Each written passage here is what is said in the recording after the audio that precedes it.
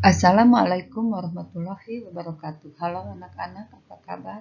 Kita berjumpa kembali dalam pelajaran bahasa Indonesia. Kali ini kita akan belajar tentang menyusun teks editorial.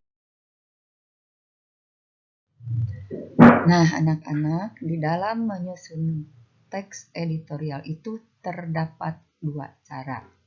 Yang pertama adalah memilih topik terkini dan terhangat yang menarik pembaca. Topik yang menarik akan diminati para pembaca karena pembaca selalu ingin topik yang terbaru.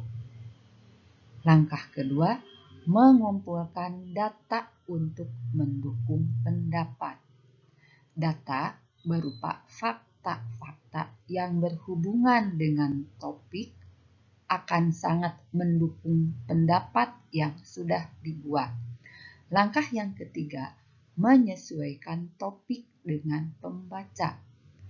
Penulis teks editorial harus memperhatikan bahasa, fakta-fakta, dan pendapat yang dikemukakan, apakah sudah tepat atau belum bagi pembaca. Langkah yang terakhir, menyunting teks editorial. Pada langkah terakhir ini, kalian periksa kembali teks yang sudah dibuat agar kaidah kebahasaan, tanda baca, dan kalimatnya sudah padu dan siap untuk dibaca para pembaca. Nah, anak-anak, cara yang kedua di dalam menyusun teks editorial terdapat beberapa langkah.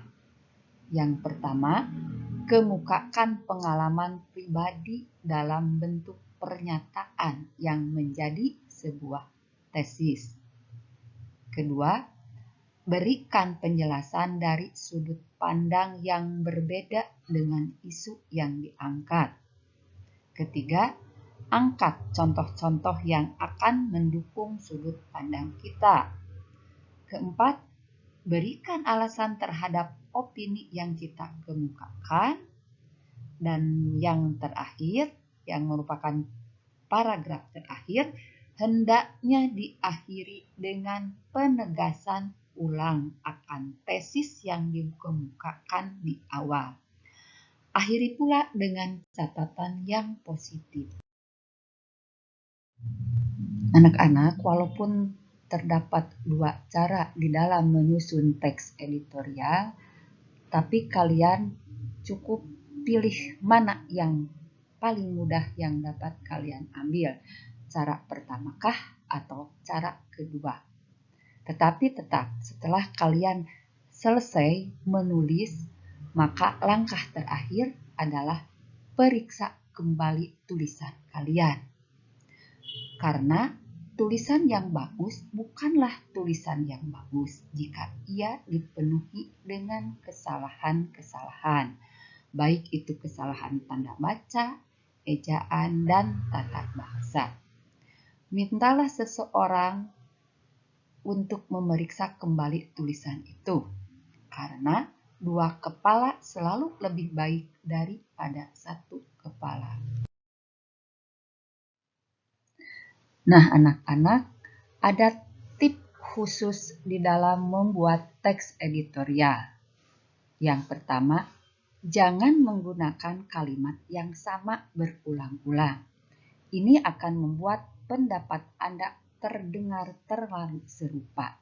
Sebisa mungkin, pertahankan tulisan kalian tetap jelas dan segar untuk dibaca. Tip yang kedua, pilih judul yang memikat. Banyak pembaca akan menilai apakah isi artikel menarik atau tidak berdasarkan beberapa kata pada judulnya saja. Judul kalian haruslah singkat namun tajam. Nah, itulah anak-anak tip di dalam menyusun teks editorial. Dengan berakhirnya pembelajaran hari ini, insya Allah kita akan membuat teks editorial dengan lebih mudah. Terima kasih. Assalamualaikum warahmatullahi wabarakatuh.